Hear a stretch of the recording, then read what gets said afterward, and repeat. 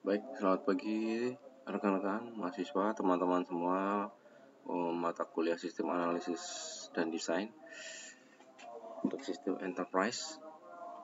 Kali ini kita akan membahas mengenai bagaimana kita menganalisa dan mendesain suatu sistem yang berorientasi objek menggunakan UML.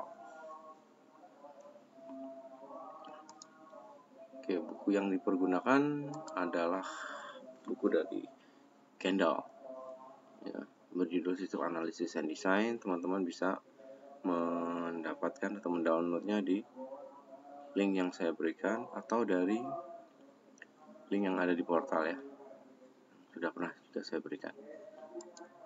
Nah, apa tujuannya, sasaran dari kita mempelajari ini? Nanti begitu teman-teman sudah mempelajari materi dari buku ini, ya, nanti teman-teman akan memahami what object oriented system analysis and design is and appreciate its usefulness. Jadi teman-teman akan bisa memahami apa itu sistem analisis and design yang berorientasi objek dan kemudian dapat menggunakannya dengan sebaik-baiknya. Yang kedua, comprehend the concept of UML. Apa itu UML? Unified Modeling Language, merupakan standar approach for modeling a system in the object-oriented world. Jadi dalam sistem yang berorientasi objek, UML adalah standar untuk pemodelan. Nanti kita akan belajar lebih lanjut lagi. Nah, kemudian selanjutnya sasarannya nomor 3, apply the step used in UML to break down the system into a use case model and then a class model. Jadi, teman-teman, ketika kita menggunakan konsep ini, pendekatan suatu sistem yang berorientasi objek menggunakan UML, kita dapat menjabarkannya menjadi sistem yang besar itu menjadi pemodelan yang dinamakan use case model dan selanjutnya class model. Apa itu use case model, apa itu class model, nanti kita akan pelajari, ya, teman-teman. Selanjutnya, diagram sistem with the UML toolset so they can be described and properly designed. Jadi kita bisa membuat suatu desain yang tepat, ya, karena kita menggunakan perangkat-perangkat alat bantu dengan UML ini. Sistemnya berupa apa? Sistemnya berupa diagram-diagram. Kemudian yang penting ini nomor 5, document and communicate the newly modeled object-oriented system to user and other analysis.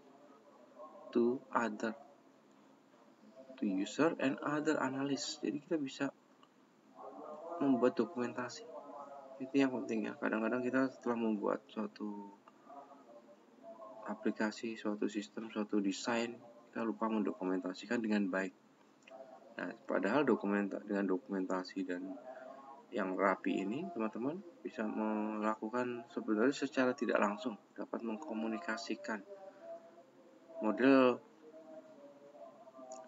yang telah dianalisa dan didesain itu sistem yang berorientasi objek, sekaligus berkomunikasi pada user dan juga kepada analisis yang lain. Oke, itu sasarannya. Selanjutnya, object-oriented analysis and design can offer an approach that facilitates logical, rapid, and thorough method for creating new system responsive to a changing business landscape. Jadi, karena proses bisnis itu senantiasa berubah, maka kita juga harus melakukan sebagai seorang sistem analis untuk suatu sistem yang berorientasi objek. Ketika melakukan proses perancangan dan analisis, harus menggunakan suatu metode yang mampu untuk menyikapi perubahan bisnis tersebut, ya. Bagaimana sistem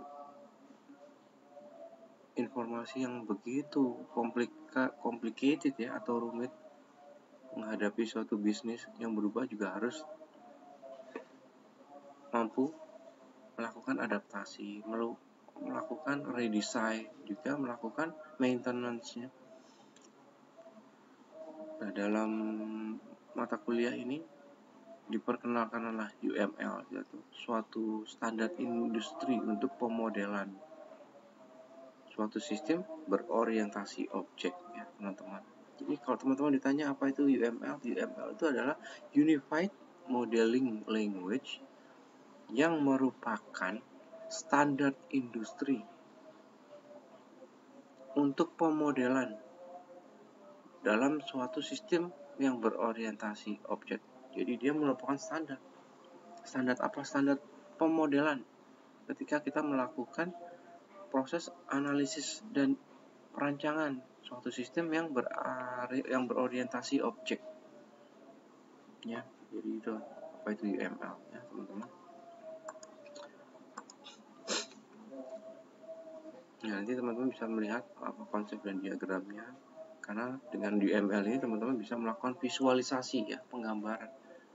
Nah, penggambaran ini kan perlu suatu standar, lambang ini, konfigurasi seperti ini, itu sebenarnya untuk menyatakan suatu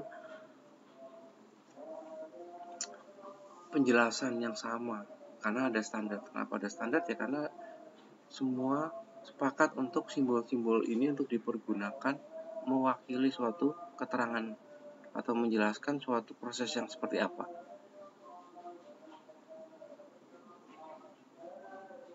Nah, ini penting juga. Jadi UML itu akan menyediakan atau memberikan komunikasi yang efektif secara tidak langsung, ya. Simbol-simbolnya atau diagram-diagram yang diberikan dalam UML itu merupakan alat untuk komunikasi yang efektif antara tim development, tim pengembangan, tim aplikasi, dan juga dengan tim dari bisnis.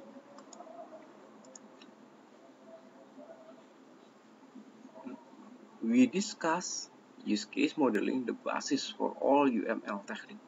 Jadi UML teknik dimulai dari pemodelan. Pemodelannya yang paling mendasar adalah use case model.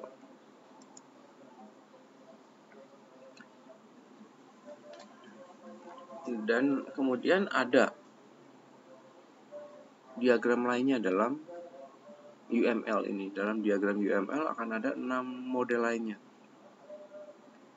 Yang pertama itu tadi, ya, basisnya adalah use case diagram. Yang kedua, use case scenario itu sebenarnya bukanlah diagram, ya, tapi dia penjabaran dari use case diagram yang kita buat. Jadi ada penjelasannya, jadi ada skenario-nya. Yang ketiga, activity diagram. Jadi aktivitas yang menggambarkan overall flow of activity, ya. Jadi activity diagram itu flow-nya. Kemudian nomor 4, sequence diagram, showing the sequence of activity and class relationship. Tadi satu use case diagram. Jadi nomor 1 tadi use case diagram, analysis start with a use case diagram. Jadi dimulai dari use case diagram, kemudian sekali lagi dibuat skenario-nya seperti apa. Kemudian setelah dibuat skenario-nya, dibuatlah activity diagram. Satu use case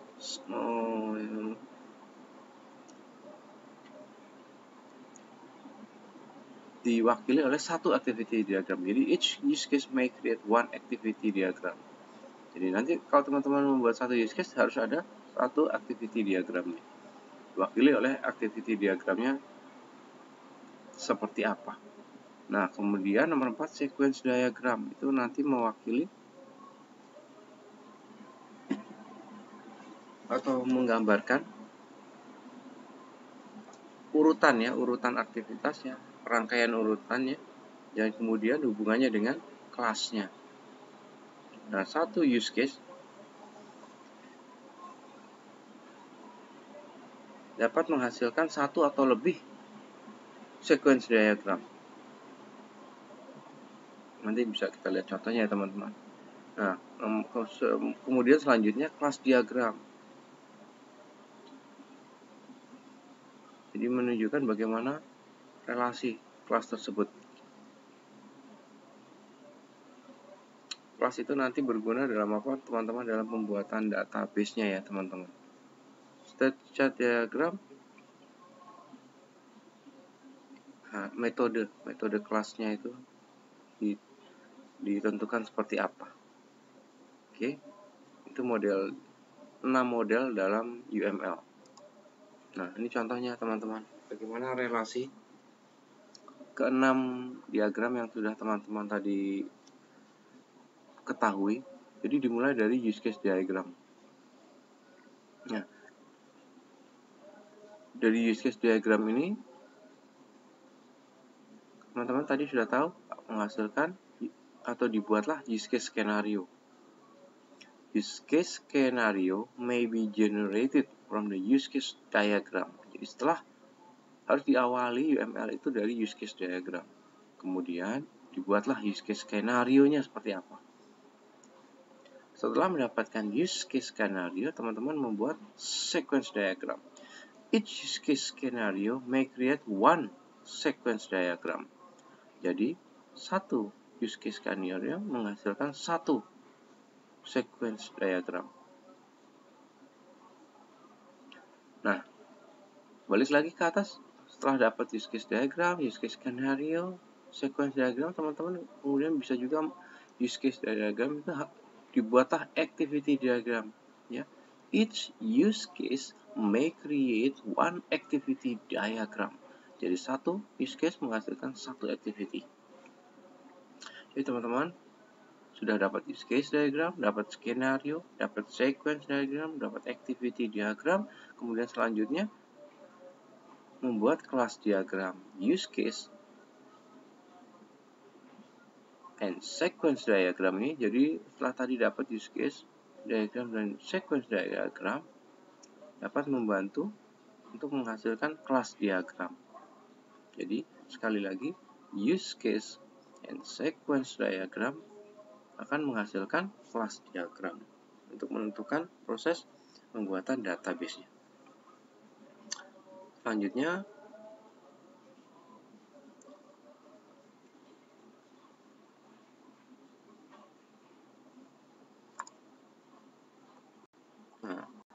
ini each class may have a state chart diagram to help determine operation.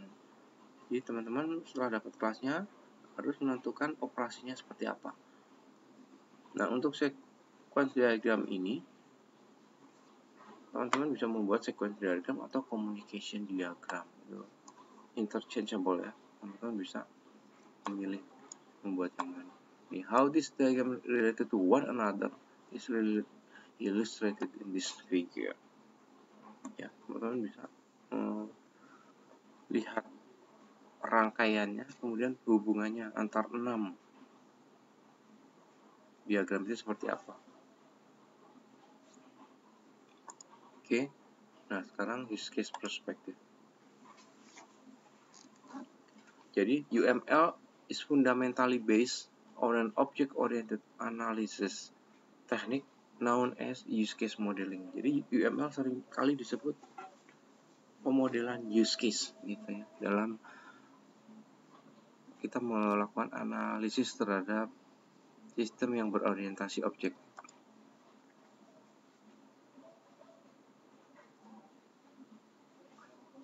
Jadi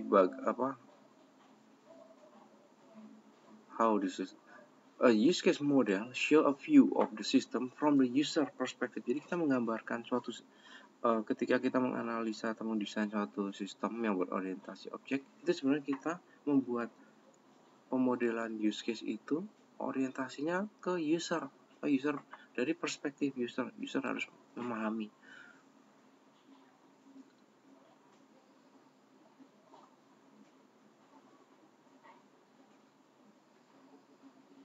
Ya, thus describing what a system does without describing how the system does it.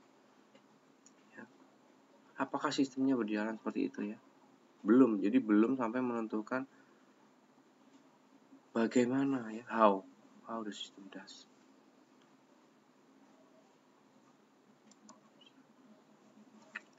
Nah, contohnya ini.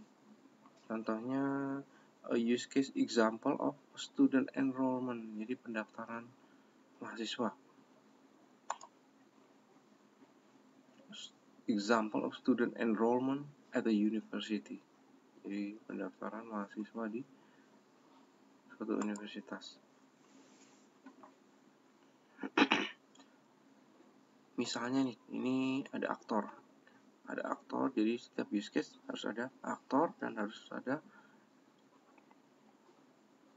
case-nya apa. Contohnya add student. The add student use case does not indicate how to add student, the method of implementation. Student could be added in person, using the web, using a touch, telephone, or any combination of this method. Jadi, mahasiswanya diberikan tombol add student. Di aplikasi ini, di aplikasi pendaftaran harus ada aktornya. Aktornya siapa? Aktornya mahasiswa dan petugas registrasi. Masing-masing berinteraksi terhadap case add student. Nah, ini gambaran besarnya. Kan tadi belum seperti apa sistemnya bekerja, tapi apakah sistemnya bekerja seperti ini? Ya. Ada aktor student, ada aktor atau administrasi pendaftaran untuk case add student. The add student use case include the verify identity use case to verify the identity of the student. Jadi use case add student itu include-nya apa? Verify identity. Nanti apa itu include, nanti teman-teman akan kita jabarkan lebih lanjut ya. Kemudian tadi add student include verify identity.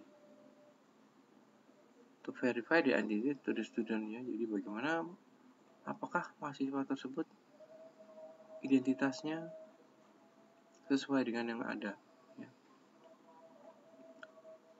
Yang sudah pernah mendaftarkan, seperti teman-teman juga ketika kita mendaftarkan misalnya login ke email, apakah kita belum sudah pernah terdaftar atau tidak, kan tentunya teman-teman ada proses sign up. Nah, kalau sudah pernah punya sign in, kalau belum seperti ini tadi kan add student, kalau sudah punya atau belum punya sign up, kalau sudah punya tinggal sign in, seperti itu.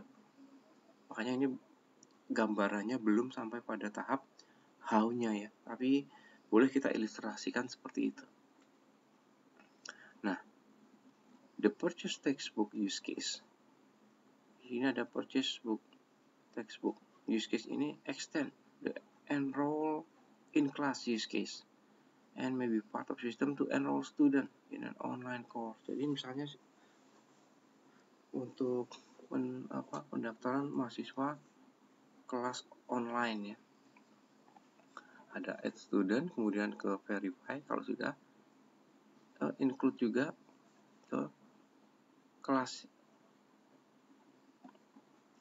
Kemudian mahasiswa di verify student itu harus include view student information, dan dia juga include ke change student information.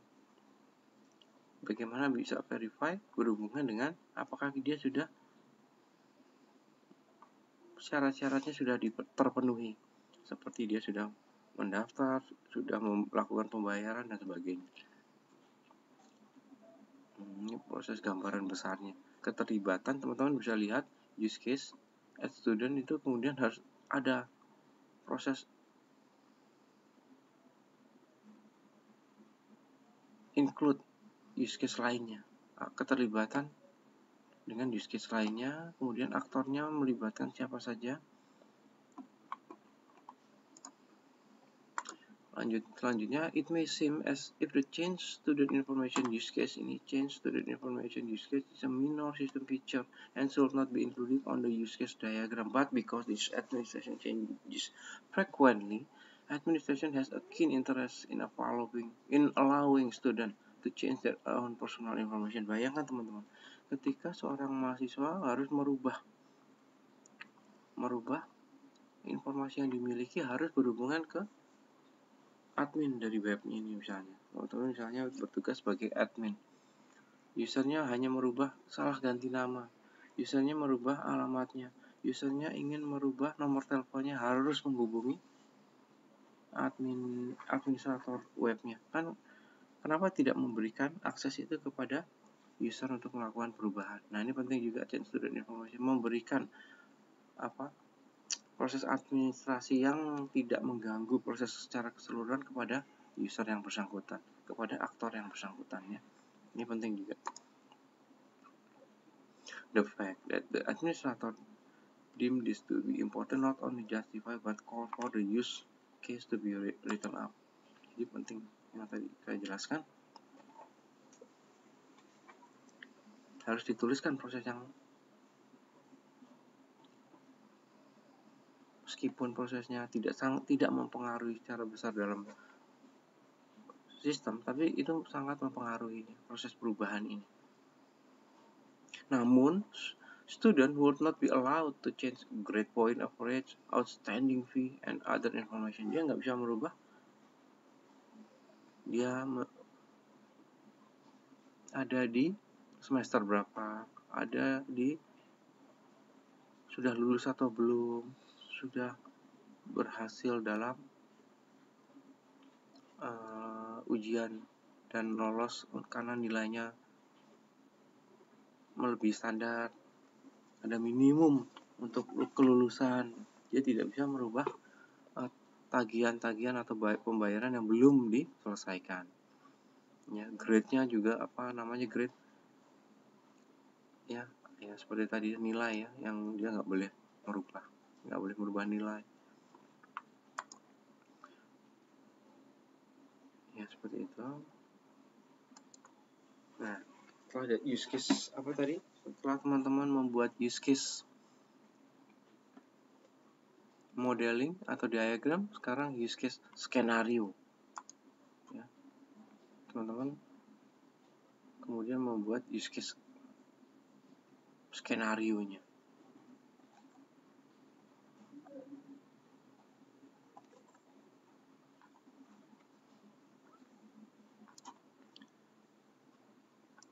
Nah, use case skenario ini merupakan penjelasan ya. Penjelasan teman-teman bisa melakukan penjelasan terhadap use case diagram yang telah teman-teman buat.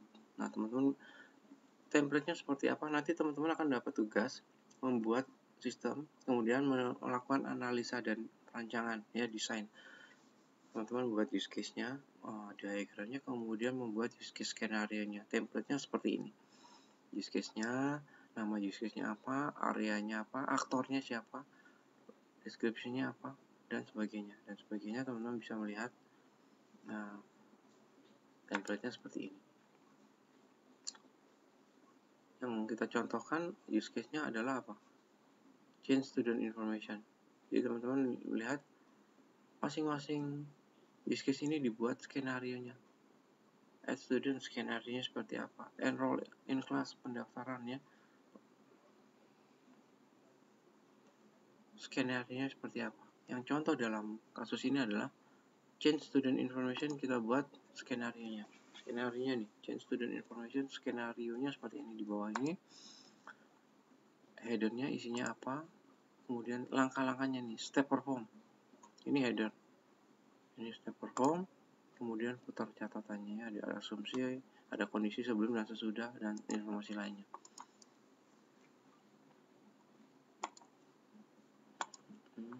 Teman-teman juga lihat seandainya terjadi error seperti apa. Kalau nggak terjadi error, sudah benar nggak terjadi error. Kalaupun kemungkinan timbul error, teman-teman harus juga mengantisipasinya seperti apa. Ya, ini sudah jelaskan di depan ya. Bagaimana use case nanti. Use case merupakan dasar ya, basis dari pembuatan diagram berikutnya seperti class diagram dan activity diagram sudah dijelaskan di awal tadi. Nah, use case ini sangat membantu dalam membuat sequence diagram. Oke. Jadi teman-teman sudah membuat use case, kemudian use case skenario, kemudian activity diagram. Langkah ketiga, activity diagram.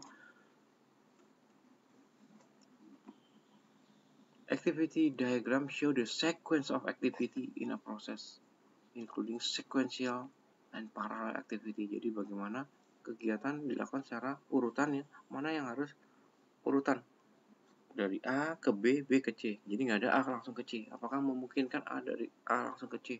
Atau urutannya harus A, kalau A berhasil baru terjadi proses sekuensial, urutan berikutnya B.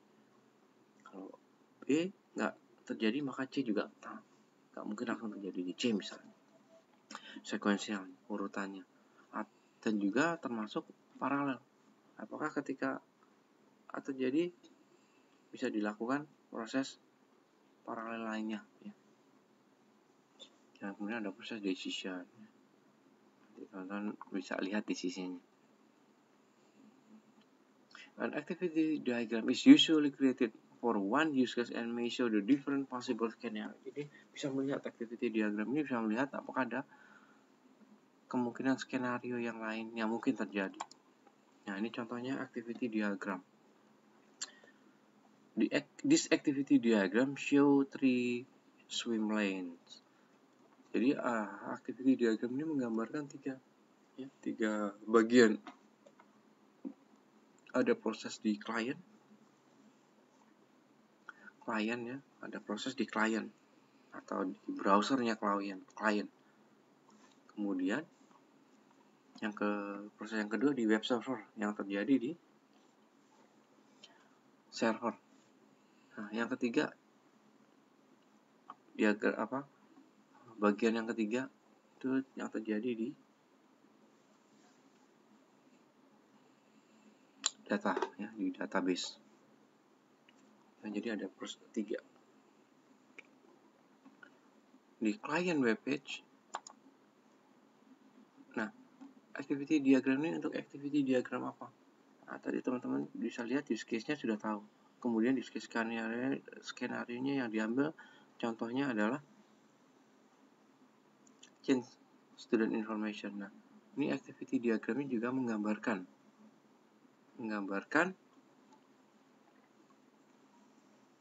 activity dari change student information. Ini activity-nya. Nah, kembali lagi ke use case-nya ini teman-teman. Nah, use case ini teman-teman bisa melihat ada berapa use case. Ada add student ya. Kemudian ini include-nya ke verify identity, change student. Jadi teman-teman ini ada add student, ada verify identity, ada change student information, ada view student information, ada enroll in class, ada purchase textbook, ada transfer credit. Jadi ada 1, 2, 3, 4, 5, 6, 7, ada 7 use case di sini. Teman-teman harus membuat dari 7 use case ini ada 7 use case skenario. Ya. Berarti ada juga 7 activity diagram. Nah, contoh yang di sini yang kita buat adalah change student information.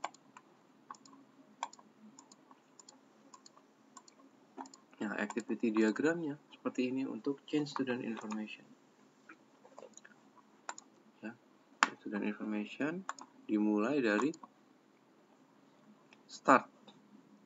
It start with the student login into the system by filling out a web form and clicking the submit button. Ya, ini jadi login system diterima di web servernya. Sudah pernah daftar atau belum terlihat di database-nya. Nah, ini yang dinamakan proses yang diamond decision ya. Lihat di database sudah pernah terdaftar. Kalau belum pernah terdaftar, tampilkan message error, belum pernah terdaftar. Tapi kalau di database temukan sudah ada, ya di display web servernya, dari database dikirim pesan ke web server, silakan tampilkan current student data, berarti sudah ada ditampilkan. Nah, ini proses login. Kalau dia gagal, dia suruh ada tombol lagi ya, seperti tadi sudah dijelaskan. Kalau belum pernah sign in, belum pernah daftar, dia harus melakukan sign up dulu ya, untuk melakukan pendaftaran. Kalau sudah di display, silakan di display kalau sudah ada. Apakah di change information student, tentunya ada perubahan, karena ini jangan lupa ini bukan login, bukan add student, ini adalah activity diagram untuk change student information. Jadi ketika user sudah melakukan proses login dan sudah ada data atau dia sudah pernah melakukan pendaftaran dan data di database dia sudah terdaftar, maka silakan dia mampu enter changes untuk melakukan perubahan. Ya. Ini ada keterangannya di sini. Nah, the student database and pass either not found message or selected student data to the web server. Nah, ini diamond decision tadi, apakah get student recordnya ada. Nah, ini teman-teman ada penjelasannya. The student may cancel the change from either the logon system or the enter change state and the activity halt. Kalau dia mau meng-cancel dari proses logon, maka aktivitasnya akan terhenti. Namun bila student enter mau melakukan perubahan, dia silakan untuk klik submit button. Ini kan, enter changes. Kalau datanya yang dia lakukan valid, jadi dia kemudian dari web server itu mengirim ke database untuk melakukan perubahan. Nah, ketika dia melakukan suatu perubahan tapi datanya itu adalah tidak valid, misalnya dia masukin tanggal lahir tapi dia masukkan nama misalnya, dia balik ke pesan error. Tapi kalau dia melihat bahwa datanya itu sudah valid, dia nggak perlu melakukan perubahan, dia cancel, jadi selesai ya. Tapi kalau proses yang dilakukan valid, benar, maka dia confirmation set ya. Valid datanya, simpan di database dan tampilkan perubahan tersebut ya. Itu penjelasannya, silakan.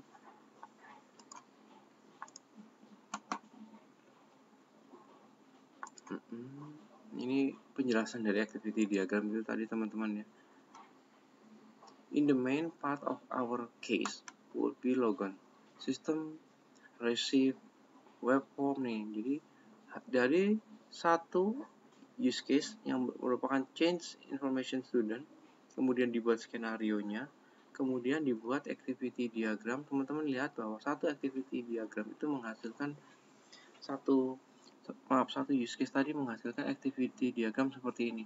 Ada proses logon system, ada receive web form, ada get student record, ada display error atau display current student data, ada enter changes, kemudian valid changes, kemudian update student record, create. Nah ya, create. Jadi ada update dan create change student journal record and display information. Itu urut activity-nya. Nah, itu skenario yang pertama untuk activity dia. Ada kemungkinan lainnya. This isn't the only. Jadi itu bukanlah satu skenario yang mungkin terjadi ya teman-teman. That comes from this use case. Jadi use case untuk use case change information student ini skenario-nya itu main part-nya. Tapi other skenario mungkin terjadi nggak? Mungkin seperti ini. One possibility could be. Jadi kemungkinan lainnya bisa seperti ini. Logon system, kemudian receive web form, get student record, and kalau tidak ada tidak ada record, maka akan ditampilkan display error message. Nah, ini skenario bisa kalau ada di sistem, ada di database, skenario seperti ini ya, sequence-nya, activity-nya. Kalau tidak, ini activity-nya, sequence-nya, urutannya. Nah, another scenario could be, nah, ini kemungkinan pertama, ini kemungkinan kedua, ini kemungkinan ketiga.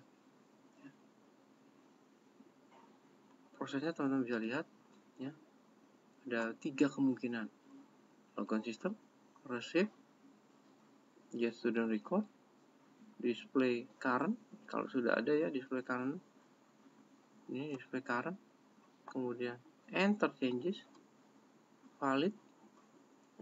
Kalau datanya nggak valid, display error message. Nah, banyak kemungkinannya, teman-teman bisa pelajari lebih lanjut. Nah, kenapa perlu dibuat 3 bagian ya? 3 bagian di activity diagram ini dijelaskan. Ini useful.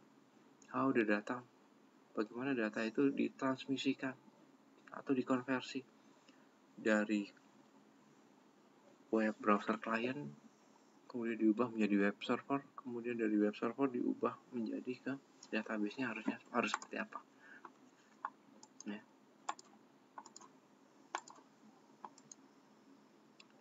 Di diagram ini membantu kita memahami aktivitas dari use case. Juga merupakan sebagai flow control. Memahami use case, memahami flow control, kemudian there is a need to model workflow, kayak alirannya ya, workflow. Yang keempat, semua skenario, all skenario need to be shown. Jadi semua kemungkinan skenario yang akan terjadi, yang harusnya terjadi, harus digambarkan. Jadi skenario-nya harus didetailkan. Tadi kan kita lihat skenario pertama, skenario kedua, skenario ketiga untuk activity diagram. Berapa banyak kemungkinan yang akan terjadi.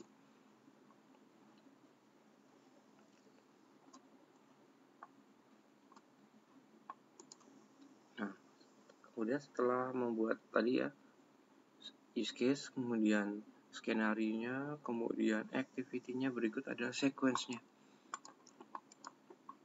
Sequence-nya seperti ini teman-teman. Nah, ini sequence-nya. A sequence diagram for student admission. Sequence diagram emphasizes the time ordering of message. Jadi ya, pendaftaran mahasiswa ya, new student user interface. Sequence-nya apa? Seperti ini. Gambar ini is a simplified example of sequence diagram for a use case that admit a student to your university. Jadi yang memperbolehkan mahasiswa tadi itu use case di pendaftaran mahasiswa tadi, ini disederhanakan prosesnya seperti ini. Sequence diagram can be used to translate the use case scenario into visual tool for system analysis. Jadi ada proses aktornya, sistem analisis show the actor, ada aktornya, ada kelasnya.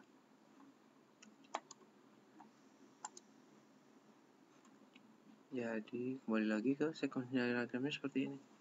New student user interface digambarkan sequence diagramnya, kemudian diperlihatkan studentnya, kemudian seandainya memilih ada ruang atau kamar, seandainya ini berkenaan dengan mahasiswa yang seperti mahasiswa yang ada in-house-nya gitu ya, ada kamar, apakah ada ketersediaan, seandainya mereka harus mengizinkan memiliki kamar gitu ya.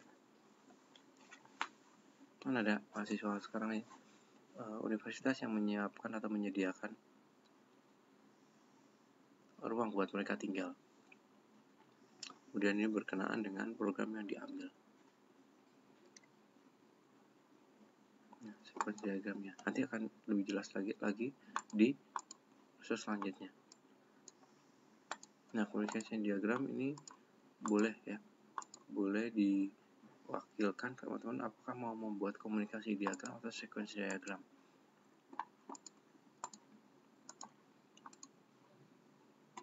Nah, selanjutnya sequence diagram dilanjutkan dengan kelas diagram. Proses terakhirnya adalah kelas diagram. Ada kelas itu nanti pembuatan database-nya ya, kemudian atributnya, ada metode, serta hubungan antar kelas tersebut, relationship. Nah, kelas diagram, departemen ya, terlibatannya siapa aja, kemudian kursus yang diambil, teman-teman bisa lihat kursus yang atau mata kuliah yang ditawarkan apa aja, harus ada ininya, ada nama, kemudian ada atributnya nih, teman-teman bisa lihat atributnya, kemudian ada kelasnya apa aja, department, course, textbook, exam, assignment, dan sebagainya. Nah, ini yang penting. Kelas ini nanti akan menggambarkan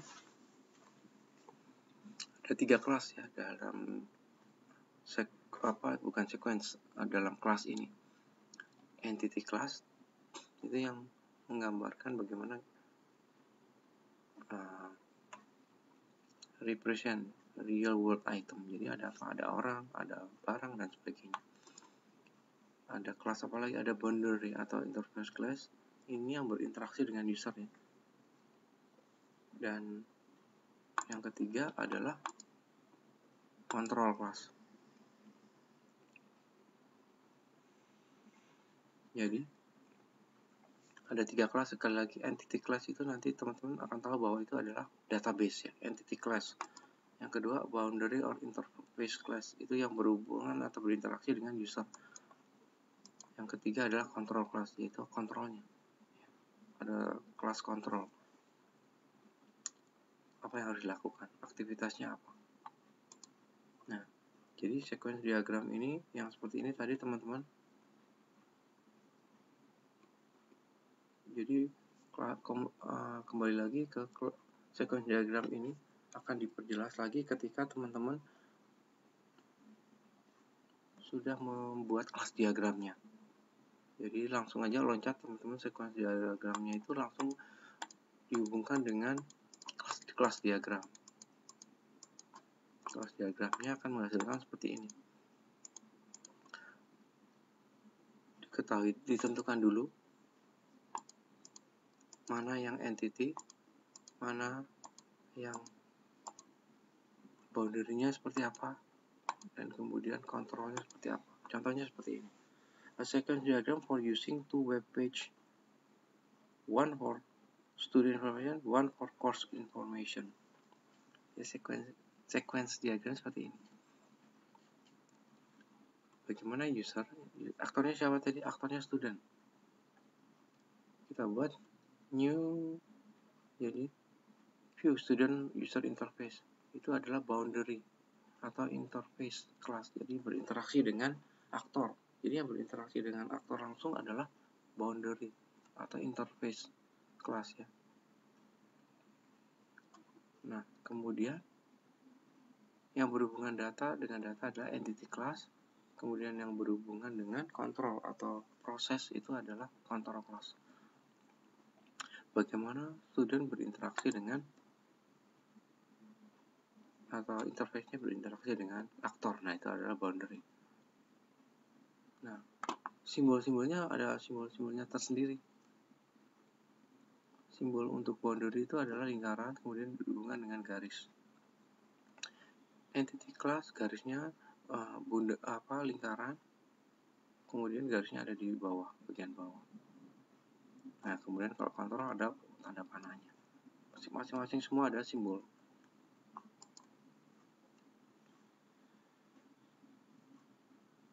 Ini teman-teman bisa melihat bahwa gambar ini yang menggambarkan sequence diagram yang menggambarkan student bisa melihat masing-masing personal information-nya atau mata kuliah yang diambil seperti ini. Prosesnya sequence diagramnya bisa dipelajari lebih lanjut. Oke, play with the design. Teman-teman kemudian membuat interfacing-nya, membuat desain seperti apa.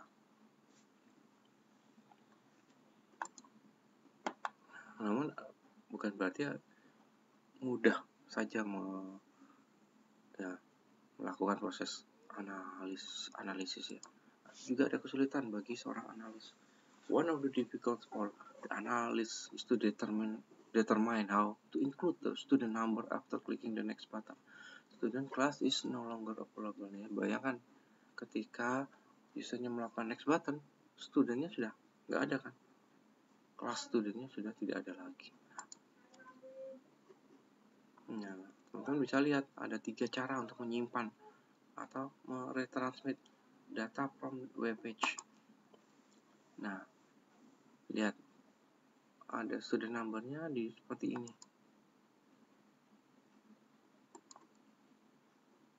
Ini cara yang paling mudah ya, memasukkan di URL-nya ya, display in the URL ya.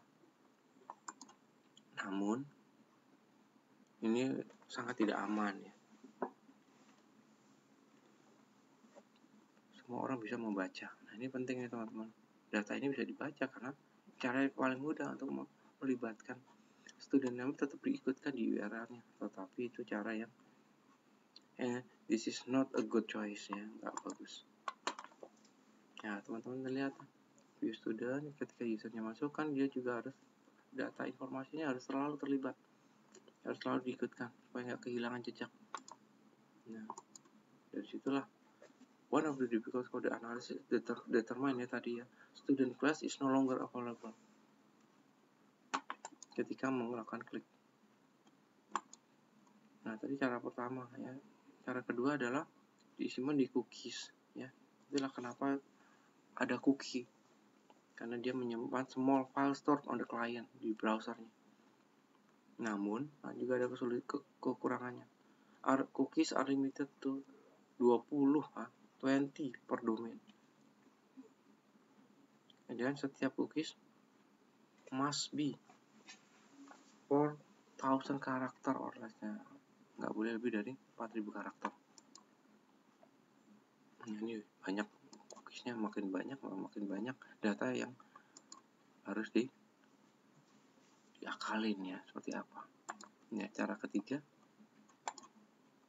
hidden web ya. Use hidden web form field. Jadi buatlah form yang hidden. Nah, ini proses pendesainnya. Nah, teman-teman bisa pelajari lebih lanjut. Step chart diagram, kemudian membuatlah comes to writing code. Kemudian setelah berhasil dibuatlah kode ya, coding. Teman-teman mulai dari boundary class, kemudian apa yang harus dilakukan di control class, dan apa yang harus disimpan di database. Nah, proses ini boundary class ya, front end developer ya, berhubungan dengan front end developer ya, entity class nanti berhubungan dengan database admin. Nah, yang control class nanti berhubungan dengan back end developer. Jadi itu kenapa diperlukan front end developer, back end developer, dan database. Oke, teman-teman, summary ya, teman-teman bisa lihat summary-nya, dipelajari. Jika ada pertanyaan teman-teman, silahkan teman-teman diskusi di portal atau diskusi menggunakan WhatsApp yang sudah kita buat. Terima kasih teman-teman atas perhatiannya. Selamat belajar dan sampai jumpa di kelas berikutnya. Terima kasih dan sampai berjumpa lagi.